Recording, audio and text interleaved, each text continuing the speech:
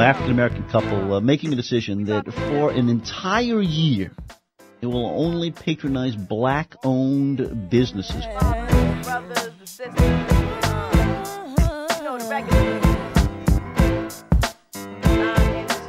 This is a social initiative and an experiment where we have essentially become guinea pigs to follow, and try to prove out from an empirical perspective, how self-help economics can ultimately help the African-American community. We want people all over America to be able to buy from black businesses, and I think that until the black community takes some ownership and tries to give the black businesses a chance to even make it and grow, that kind of thing is never going to happen. Sometimes it seems we'll touch that dream, but things come slow and not at all. They come slow, and the ones on top won't make it stop. So convinced that they might fall. How will they do it and why? We'll let them tell you their story. Here, honey. At first glance, John and Maggie Anderson and their 2 kids are like any successful middle-class American family. Maggie, a stay-at-home mom, is a business consultant with 2 degrees, an MBA and a law degree from the University of Chicago. John, a financial advisor, holds degrees from Harvard and Northwestern's Kellogg School of Management. We came up with this concept probably about 4 years ago, before we had children. We were living in Hyde Park and just talking about how we can better serve our community. And we started thinking about, well, instead of talking about it all the time, why don't we do something? So we just said, you know what? Next year, we are going to only support black businesses and black professionals to start really pushing more of our money back into the black community.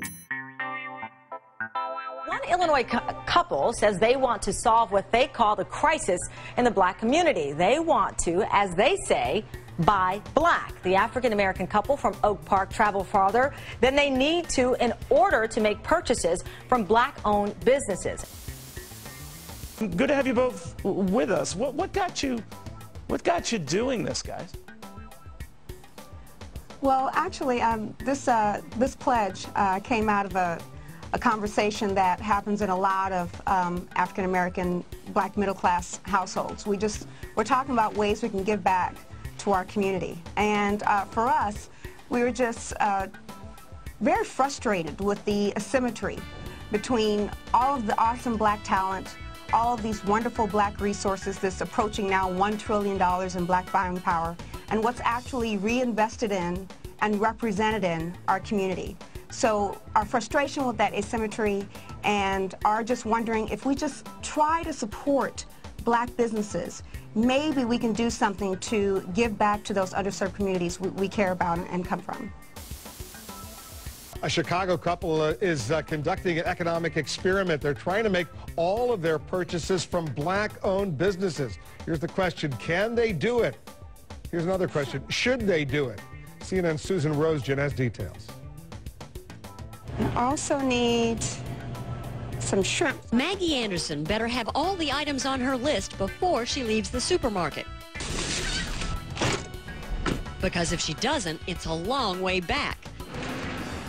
Anderson has to drive 20 minutes from her home to the only grocery where she'll shop, the one that has a black owner.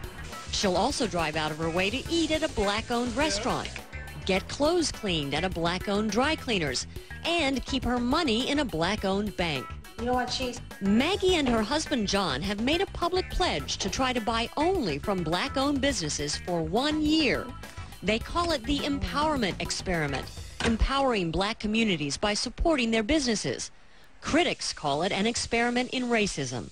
We're not advocating that anybody make purchases along racial lines. Okay, that's not what we're advocating. What we are advocating, though, is that African Americans do have a higher sense of duty to support black businesses that are investing in the community. A bunch of farmers best in there for the grocer. And 3 months into their 1-year experiment, the Andersons admit they have not been able to buy everything they need from black-owned businesses. Not even close.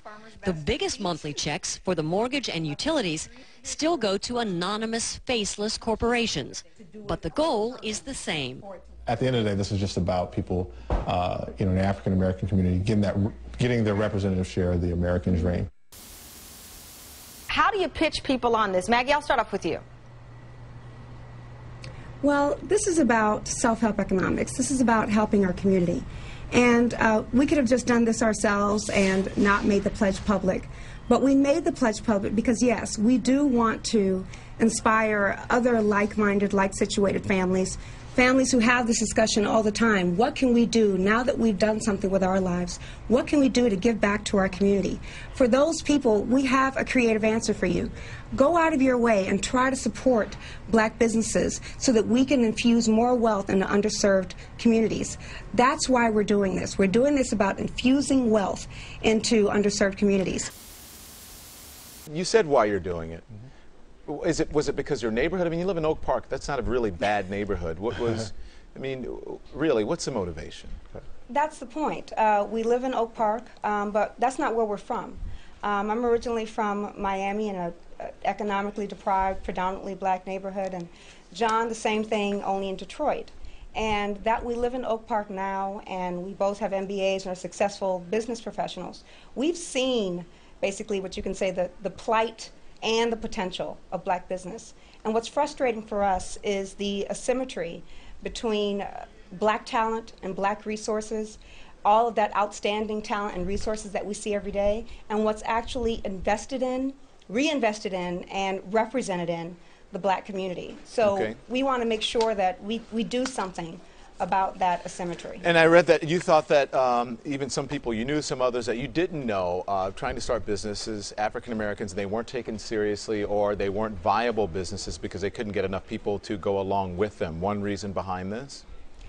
Well, to the extent that that has to do with us, we have to cure that. We do believe that, of course, the crazy failure rates of black businesses and the difficulty it is to get one started may have to do with our history here and lack of access to capital and networks. But to the extent that it has to do with black, predominantly middle-class folks, not supporting those businesses because of stereotypes or just not knowing that they're there, that's a problem. Let's love ourselves and we can't fail to make a better situation. Tomorrow, our seeds will grow. All we need is dedication. Let me tell you that everything is everything. Are you going to even think about it? But we just can't imagine now not every day doing something to support our community.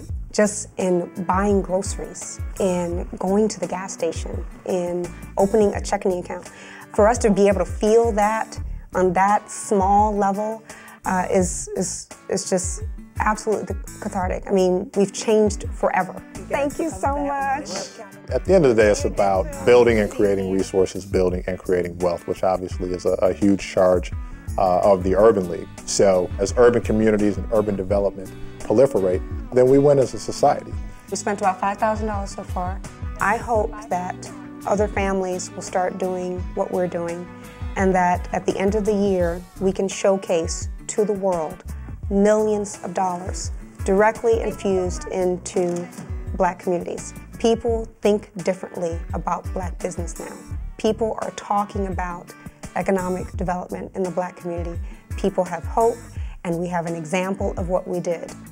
Look at these millions of dollars. What is meant to be